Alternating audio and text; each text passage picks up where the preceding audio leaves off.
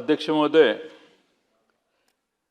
विरोधी पक्षाच्या वतीने आलेल्या अंतिम आठवडा प्रस्तावावर भाषण करण्यासाठी मी उभा आहे। अध्यक्ष महोदय, आपल्या राज्यात सध्या काय चाललंय? शहरातल्या अनेक वस्त्या उद्ध्वस्त केल्या जात आहेत, कायदा सुव्यवस्था बिघडली जाते आणि बिघडलेल्या कायदा सुव्यवस्थेचा तमाशा पाहण्याचं काम सध्या करतोय आपण। अध्यक्ष महोदय, पुणे हे माहेरघर शिक्षणाचं म्हणून आपण संबोधायचो, पण अध्यक्ष महोदय गुन्हे एवढे व्हायला लागले आहेत की पूर्वी असं म्हणायचे पुणे तिथं काय उणे, पण अध्यक्ष महोदय आता आपण म्हणतोय पुणे जिथे फक्त घडतात गुन्हे। अध्यक्ष महोदय, पुण्यात गुन्हेगारांनी थैमान घातलंय। आज प्रचंड शहराची बदनामी यामुळे व्हायला लागली आणि अध्यक्ष महोदय आता या गुन्हेगारांनी नागपूरकडे मोर्चा वळवलाय। नागपूरचे लोक मुळातच शांत संयमी आहेत, पण त्या ठिकाणी देखील गँगवर फोफावत चालले। त्याचा परिणाम काय झाला अध्यक्ष महोदय? नागपूरमध्ये खुनाच्या घटनांमध्ये 52% वाढ झालेली। जानेवारी ते मे महिन्यापर्यंत 2025 पर्यंत 44 खून झाले। अध्यक्ष महोदय, केवळ 5 महिन्यात इतके गुन्हे घडले। 25च्या पहिल्या 6 महिन्यात 52 खून घडले, म्हणजे सरासरीने 3 दिवसात 1 खून नागपूर शहरात व्हायला लागलेला आहे। अध्यक्ष महोदय, या लोकांना कोण पोसतंय? या टोळ्यांना कोण आणि कशासाठी पोसतंय? आश्रय कोण देतंय? हे सभागृहाला त्याचं उत्तर अध्यक्ष महोदय उत्तरात मिळालं पाहिजे। अध्यक्ष महोदय, देवेंद्र फडणवीस हे महाराष्ट्राचे मुख्यमंत्री आहेत। 7.5 वर्ष ते गृहमंत्री पद त्यांच्याकडे आहे आणि अध्यक्ष महोदय त्यांच्याच होम ग्राउंडवर आज ही परिस्थिती आहे। मग उरलेल्या महाराष्ट्राबद्दल बोलायची गरजच नाही, अशी आज परिस्थिती आहे। अध्यक्ष महोदय, एक सभागृहात आपण ज्यावेळी उत्तर देतो त्यावेळी जबाबदारीने द्यायचं असतं, जे सत्य आहे तेच सांगायला लागतं। अध्यक्ष महोदय, सोमनाथ सूर्यवंशीच्या मृत्यूच्या बद्दल उत्तर देत असताना अध्यक्ष महोदय गृहमंत्र्यांनी 2दा त्याचा मृत्यू हा पोलिसांनी मारहाण केल्यामुळे नाही असं म्हटलं, पण अध्यक्ष महोदय रिझल्ट काय आला? कोर्टाने सांगितलं की त्याला मारहाणीमुळे सोमनाथचा मृत्यू झालेला आहे आणि संबंधित पोलीस अधिकाऱ्यांवर गुन्हा दाखल करण्याचे आदेश अध्यक्ष महोदय कोर्टाने दिले।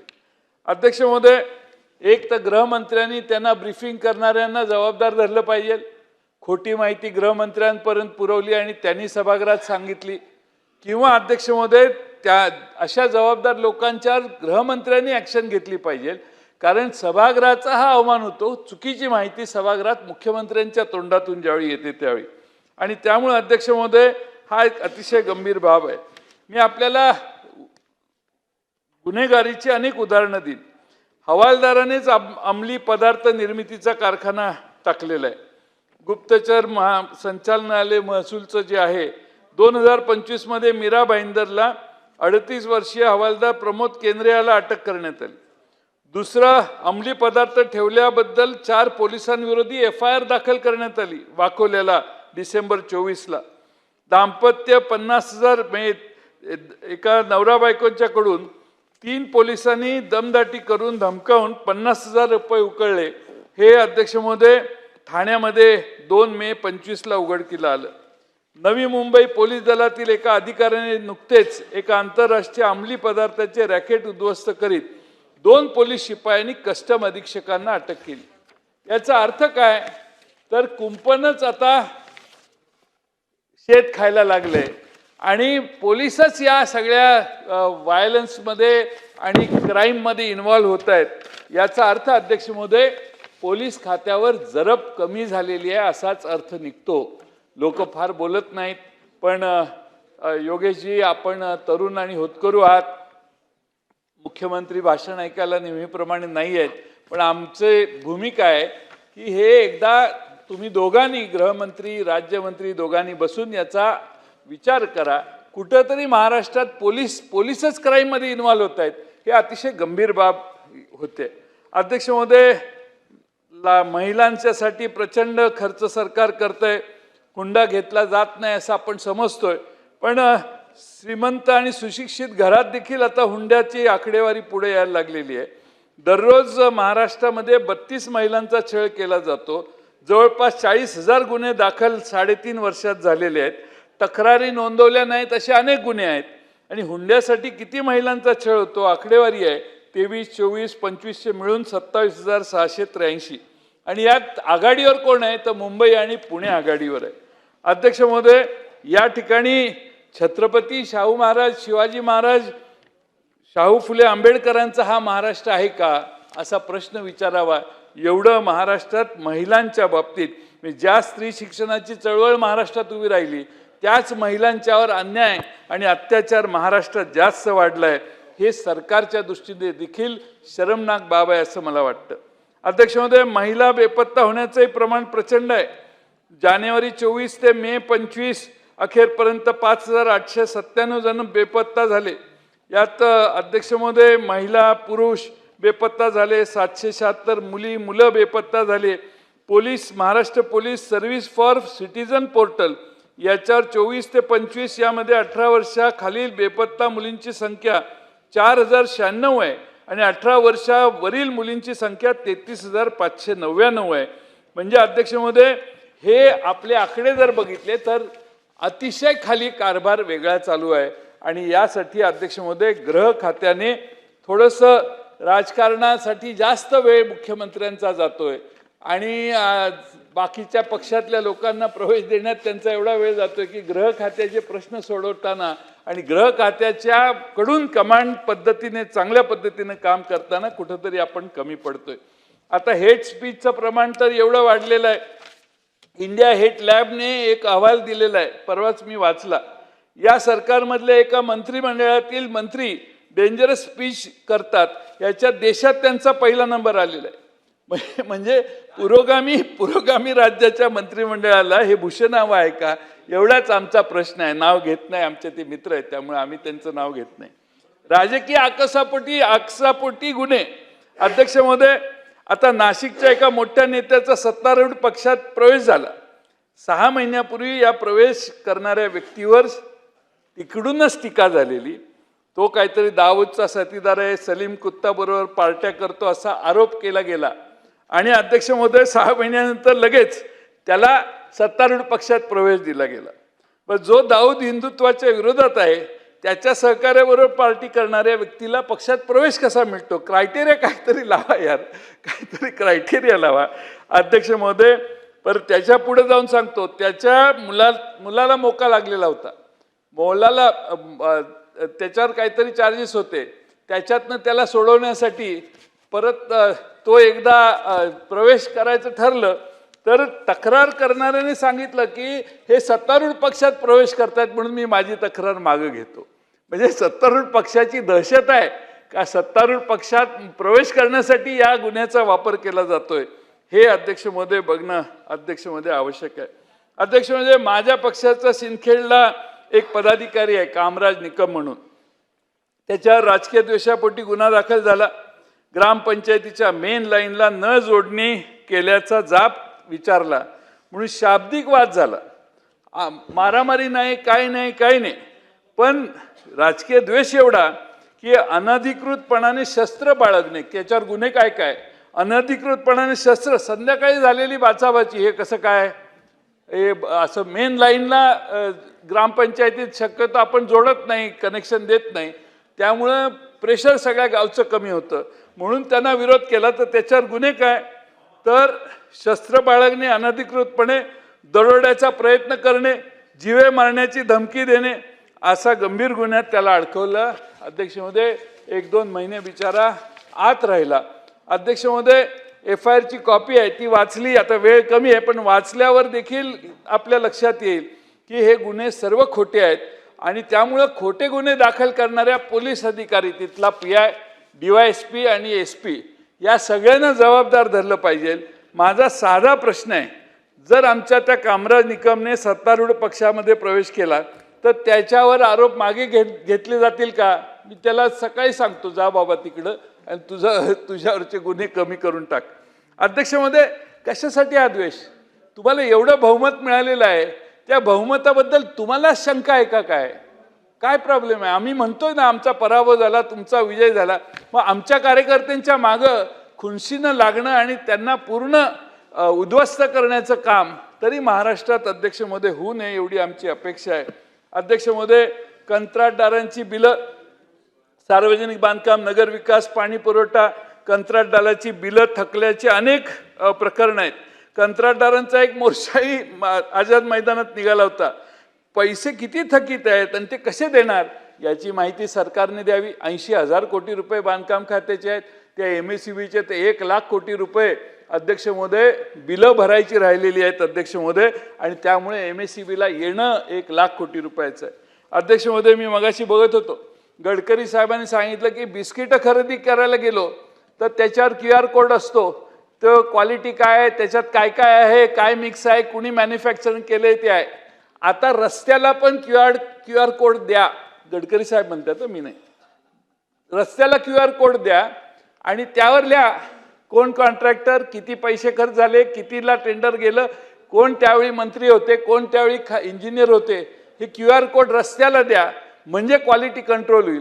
महाराष्ट्रात एकही टेंडर, अध्यक्ष महोदय मगाशी सांगितलं वडेट्टीवार साहेबांनी, एकही टेंडर अतुलजी बिलो जात नाही.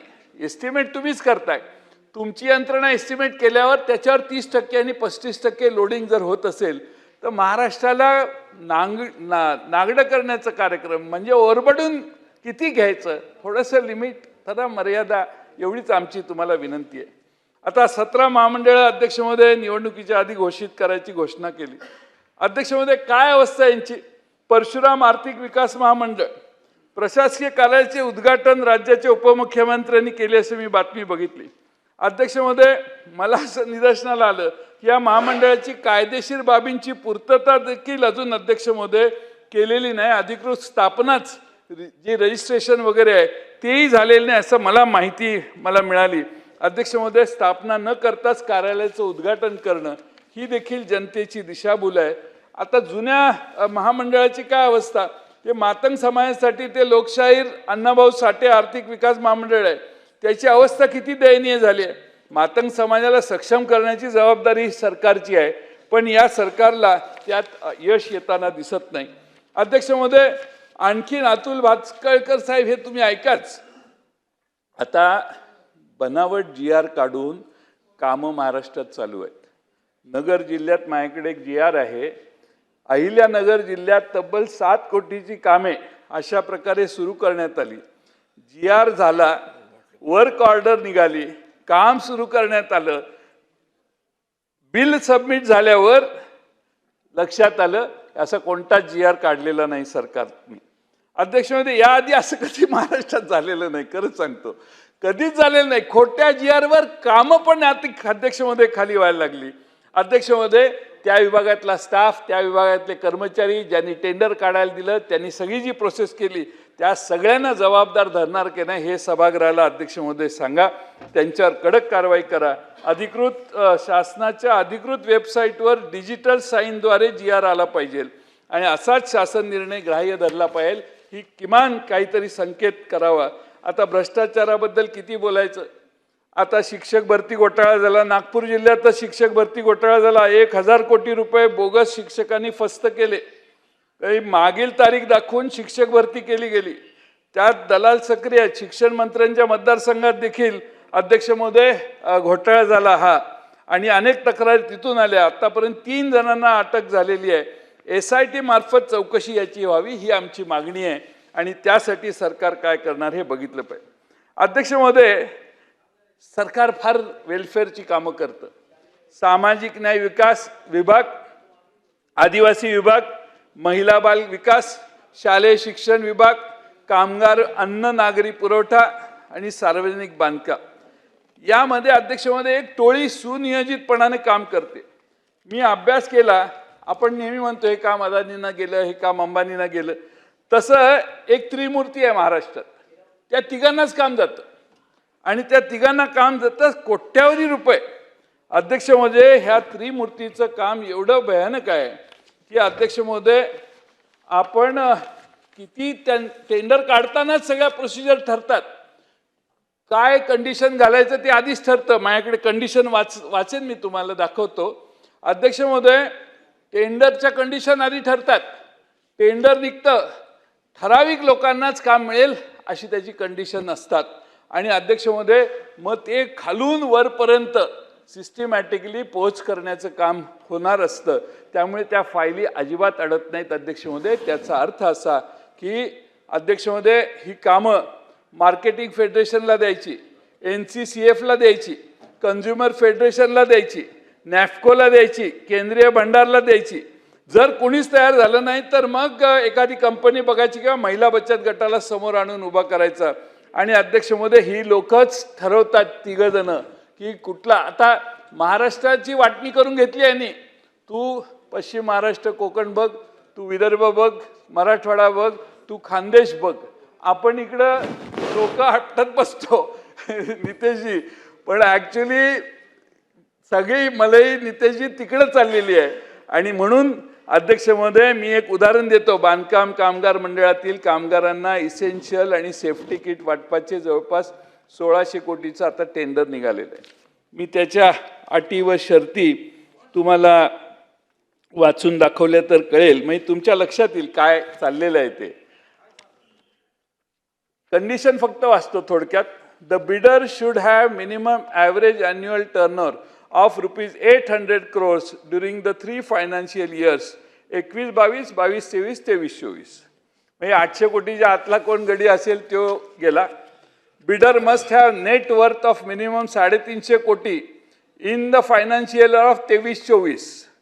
म्हणजे नेटवर्थ 23-24 मध्ये त्याचं 300 असलं पाहिजे, 250 असलं तर गेला तो. पण त्याच्या आदल्या वर्षी त्याचं नेटवर्थ 350 असलं तर ते पुढच्या वर्षी वाढेल अशी अपेक्षा आहे. Bidder should have experience of 1 work order और 1 agreement of supply, delivery and distribution of kits consisting of at least 5 items in the kit with each work order or each agreement having value not less than 80% of the estimated cost or quantity of this work, that is Indian rupees 640 कोटी किंवा 8 lakh kits to government, state, central, semi government corporation in India in the 5 financial years 19 पासून 25 पर्यंत as on bid submission date. म्हणजे काय अध्यक्ष महोदय, 5 वर्ष या देशातल्या सेंट्रल गव्हर्नमेंटला किंवा स्टेट गव्हर्नमेंटला हे सप्लाय केला असला पाहिजे आणि त्याचं क्वांटिटी ऑफ दिस वर्क हे 640 कोटी रुपये किंवा 8 लाख किट सप्लाय केलेलं असलं पाहिजे. आता मला सांगा, पेट्या वाटायच्या तो साध्या साध्या गोष्टी आपणही तुमच्या कार्यकर्त्यांना वाटायला दिलं. राधाकृष्ण विखे पाटलांनी ठरवलं की नगर जिल्ह्यातल्या 4 कार्यकर्त्यांना काम द्यायचं, तर ते देऊ शकले पाहिजेत. हे काम हे तिघच घेतात महाराष्ट्रात.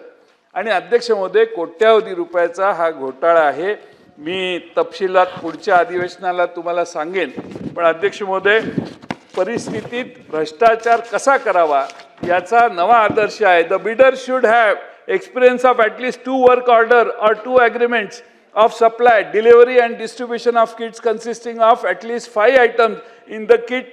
आता काय चाललंय असे, मी हे सगळं अध्यक्ष महोदय मला हे वाटतं की याच्यात मुख्यमंत्र्यांनी bidder should have a registered corporate office, service office, sales office in Maharashtra.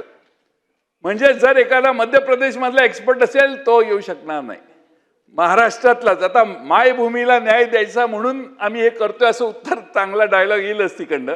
पण त्याचं अध्यक्ष महोदय सगळी इतके कडक तुम्ही हे करता आणि कंडिशन्स घालता. अध्यक्ष महोदय, माझी माननीय मुख्यमंत्र्यांचा चेहरा स्वच्छ आहे. त्यांचा चेहरा आजपर्यंत कुठेही इन्व्हॉल्व आहेत असं अजून तरी काही पुढे आलेलं नाही. पण अध्यक्ष महोदय, ह्या लोकांना म्हणजे आता त्या लाडक्या बहिणींना पैसे द्यायला नाहीत आपल्याकडे पैसे द्यायला चंचन आहे.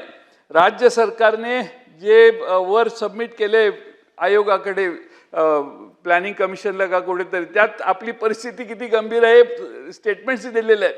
म्हणजे सरकारची अवस्था गंभीर असताना ही लूट थांबवली तर कदाचित 10-20 हजार कोटी रुपये अध्यक्ष महोदय आपल्या सरकारचे तुम्हाला लाडक्या बहिणीला वापरता येतील, वेळेवर लाडक्या बहिणींचे पैसे देता येतील. आणि म्हणून अध्यक्ष महोदय माझी विनंती आहे की या ठिकाणी अब्जोवधी रुपये आणि अतिशय वाईट परिस्थिती म्हणजे अध्यक्ष महोदय अटी शर्ती टाकायच्या की त्याची पूर्तता हे तीन त्रिदेवच आहेत. हे निविदा पाठधारक पूर्ण करणार नाहीत, पण तो गोरगरिबांना देण्यात येणारे धान्य, मग तो आनंदाचा शिधा असो, लहान मुलांना देणारा पोषण आहार असो, पूरक पोषण आहार असो, आदिवासी मुलांना शिळे अन्न असो किंवा प्रधानमंत्री आकांक्षित जिल्हा असो, पोषक आहारामध्ये आळ्यायुक्त प्रोटीन बार असो, अध्यक्षमध्ये हे त्रिदेव अतिशय हुशारीनं अब्जोवधी रुपये कमवत आहेत. दुर्गम आदिवासी पाड्यामध्ये कुपोषणाची संख्या कमी होऊ दे अथवा न होऊ दे, पण हे त्रिदेव बलदंड झाले पाहिजेत, हाच सरकारचा उद्देश आहे असं मला अध्यक्ष महोदय वाटतं. खरं म्हणजे आपण थोडंसं सभागृहाने याचा गांभीर्याने विचार केला पाहिजे. टेंडर काढा, काय प्रॉब्लेम नाही, पण सगळ्यांना प्रवेश हे बीड करायला संधी द्या, असं करणं अध्यक्ष महोदय हे आहे. आणि अध्यक्ष महोदय मला हे कळत नाही की मुख्यमंत्री महोदयांचा त्या जळगाव जिल्ह्यातल्या उज्ज्वल निकम हे झाले, राज्यसभेचे मेंबर झाले, ह्यातला एक तिकडचाच उज्ज्वल आहे. म्हणजे उज्ज्वल नावावर किती प्रेम करावं, याला काहीतरी लिमिट असायला पाहिजे. आणि त्यामुळे अध्यक्ष महोदय माझी विनंती आहे की याच्यात मुख्यमंत्र्यांनी लक्ष घालावं. मोठा डायलॉग मारतील, उत्तर देतील, मी त्यांच्यावर भ्रष्टाचाराचे आरोप करत नाही, पण हे जे भ्रष्टाचाराची प्रकरणं महाराष्ट्रातल्या वेगळ्या खात्यात आहेत ते थांबवण्याचं धारिष्ट आणि इच्छाशक्ती त्यांनी ते दाखवत आहेत की नाही हे बघायचं काम अध्यक्ष महोदय आम्ही सर्वजण करतोय. माझी त्यांना विनंती आहे की त्यांच्यासारखा एक शुद्ध स्वच्छ आणि काही चुकीचं असलं तर ह्या इकडं उभे बसायचे ते, त्यावेळी कुठल्याही भ्रष्टाचाराच्या बद्दल पहिल्यांदा ते बोलायचे. आणि त्यामुळे अध्यक्ष महोदय माझी विनंती आहे की कुठल्याही परिस्थितीत यातनं निश्चितपणानं माननीय मुख्यमंत्र्यांनी लक्ष घालावं. आता काय आम्ही इथं बरीच भाषणं करतो, शेवटचे 2 मुद्दे राहिलेत, आम्ही बरीच भाषणं करतो, काय परिणाम होत नाही. आता ते कामगार मंडळाचा CEO आहे, त्याला मुदतवाढ नियमबाह्य हे दिली, मंत्री महोदयांनी दिलेलं उत्तर रॉंग आहे. मुदतवाढ नियमबाह्य दिली, ते 19 अंतर्गत राज्य सरकारचा अधिकार आहे, पण रूलमध्ये 40 नुसार COची मुदत 3 वर्षच असते, त्याला कंटिन्युअस एक्सटेन्शन द्यायचं काम चालू आहे. मी मागच्या वेळी सांगितलं MSRDC मध्ये तो गंगाराम मच्छा म्हणून एक अकाउंट ऑफिसर आहे, रिटायर झाला तरी त्याला काढत नाहीत, म्हणजे तो कायम फिक्स आहे तिथे. दुसऱ्या एखाद्या चांगल्या तरुणाला संधी द्या, मग त्याचंही भलं होईल. आता गंगाराम मच्छाचं एवढं भलं झालंच असेल तर आणखीन वेगळ्या त्याच्यातही सहकार करा, वेगळ्या लोकांना संधी द्या, एवढंच आहे. अध्यक्ष महोदय, वोल्टेअर म्हणून एक फ्रेंच लेखक आणि तत्वज्ञान होते, त्यांचं एक प्रसिद्ध वाक्य आहे, it is dangerous to be right when the government is wrong. असं विरोधकांना वाटू नये एवढी माझी अध्यक्ष महोदय अपेक्षा आहे. शेवटचा मुद्दा मांडून मी अध्यक्ष महोदय माझं भाषण संपवतो. महाराष्ट्रात काय चाललंय हे आपल्या माहितीसाठी आणि सगळ्यांनीच अभ्यास करण्यासारखं हे प्रकरण आहे, येऊरचं प्रकरण आहे. अध्यक्ष महोदय, माझ्याकडं 7/12चा उतार आहे, त्यामध्ये सगळ्या 20-25 जणांची आदिवासी लोकांची नावं आहेत त्याच्यात. अध्यक्ष महोदय, त्याच्याबरोबर हा नकाशा आणि मोजणी करणारा निमताना धारक पण आहे, म्हणजे हा नकाशा पण आहे. त्यानंतर अध्यक्ष महोदय फेरफाराचं पत्रक आहे याच्यात. त्याबरोबर अध्यक्ष महोदय फेरफाराच्या बरोबर बाकीचे सगळे तपशील आहेत. अध्यक्ष महोदय, यांनी तहसीलदारांनी देखील त्या ठिकाणी अध्यक्ष महोदय कर त्यांना नोटीस दिलेली आहे. अध्यक्ष महोदय, महावितरणचं लाईटचं बिल पण आहे त्यांच्याकडे. एक दिवस एक निर्मल सोळंकी म्हणून बिल्डर येतो आणि सगळे तिथून त्यांना काढून टाकतो. 100 एकरातले हे सगळे रहिवासी यांना काढून टाकलं जातं आणि गुंडांसह आदिवासींना त्यांचा अर्ज आहे पोलीस आयुक्त ठाणे करता, आमच्याच जमिनीतून दमदाटी व गुंडागर्दी करून बेदखल करण्याचा प्रयत्न झालाय, ॲट्रॉसिटी करा, सगळी तक्रार करा म्हणून जिवलूबाई वासुदेव पारधी या आदिवासी महिलेच्या नावाने अर्ज 16/6/25 आलेला आहे. अध्यक्ष महोदय, त्यानंतर अचानकपणाने त्या 7/12च्या उतारावर महाराष्ट्र शासन राखीव म्हणून नाव येतं. म्हणजे कसं होतं बघा, हे काय आपण आपल्याला वाटतं सगळं नियमानं होतं, पण एकदम 7-12ची ती सगळी नावं जातात 20-25 आणि महाराष्ट्र शासन राखीव वने असं येतं एक अध्यक्ष महोदय. आणि अध्यक्ष महोदय कुळाच्या नावात एक अध्यक्ष महोदय त्या ठिकाणी वेगळंच नाव इंट्रोड्यूस होतं. अध्यक्ष महोदय कुळात वेगळं नाव येतं आणि कुळात वेगळं नाव आल्यानंतर अध्यक्ष महोदय त्याचा काही काळ गेल्यानंतर अध्यक्ष महोदय त्याची मोजणी करायला TILR तिथं जातात. अध्यक्ष महोदय TILR तिथं जातात. त्या आदिवासींनी तक्रार केल्यावर नॅशनल कमिशन ऑफ शेड्यूल्ड ट्राईबनं देखील नोटीस दिलेली आहे, पण ते कोण मनावर घेत नाही. आणि महाराष्ट्र शासन राखीव वन आणि इतर अधिकारीत विनायक मोरेश्वर दोंदे म्हणून कोणतरी आहे, विद्या विनायक दोंदे म्हणून आहे. अध्यक्ष यांची नावं आली कुठली, हे कुठून आले? पण यांचं कुळाचं नाव आणि खंड हे अचानक नवा 7-12चा उतारा तयार होतो. महाराष्ट्र शासन राखीव वन होतं. अध्यक्ष महोदय मोजणी करायला जर TILR गेले तर अध्यक्ष महोदय माझा साधा प्रश्न आहे, महाराष्ट्र शासन राखीव वनाला नोटीस आली पाहिजे की नाही? पण अध्यक्ष महोदय त्यांनी नोटीस दिली ह्या विद्या विनायक दोंदे विनायक मोरेश्वर दोंदेला. म्हणजे कुळ असणाऱ्या नोटीस मालक तुम्हीच म्हणताय तुमच्या याच्यात अध्यक्ष महोदय महाराष्ट्र शासन राखीव वने हा तुम्ही 7-12चा उतारा तयार केला तर नोटीस मोजणीची नोटीस त्या वन खात्याला दिली पाहिजे. वन खात्याला नाही चाललेली नोटीस गेली, त्या कुळाचं नाव आणि खंड लिहिले ना, विनायक मोरेश्वर दोंदे आणि 2 जणांची नावं, त्या नवरा बायकोंना नोटीसची मोजणीची नोंद हे गेली. अध्यक्ष महोदय धक्कादायक म्हणजे आपण मोजणी करायला माझ्याकडं इथं भूमी अभिलेखाचा हक्क कायम मोजणी नोटीस हा देखील कागद आहे. अध्यक्ष महोदय याचा अर्थ काय? गरिबांना भूखंडावरून घालवायचं, त्याला वन लावायची, वन लावल्यानंतर त्याची मोजणी करायची आणि मोजणी केल्यानंतर त्याचे प्लॉट करून त्याचं वाटप करायचं. हे पाप महाराष्ट्रात होतंय. असा प्रकार कधीच यापूर्वी झाला नव्हता. गरीब आदिवासी लोकांच्या जमिनी लाटण्याचं काम अध्यक्ष महाशय जर होत असेल महाराष्ट्रात तर याची तरी दखल महसूल मंत्री, माझा त्यांच्यावर पूर्ण विश्वास आहे, याची दखल घेतील, त्या चौकशी करतील. हे सगळे कागद मी त्यांना देईन. पण माननीय मुख्यमंत्र्यांच्या उत्तरात माझी अपेक्षा आहे की हा मुद्दा येईल की हे का झालं, कसं झालं आणि याचं स्पष्टीकरण दिलं जाईल. अध्यक्ष महोदय अंतिम आठवडा प्रस्ताव आहे. बरेच सदस्य आज बोलणार आहेत आणि उद्या माननीय मुख्यमंत्री उत्तर देणार आहेत.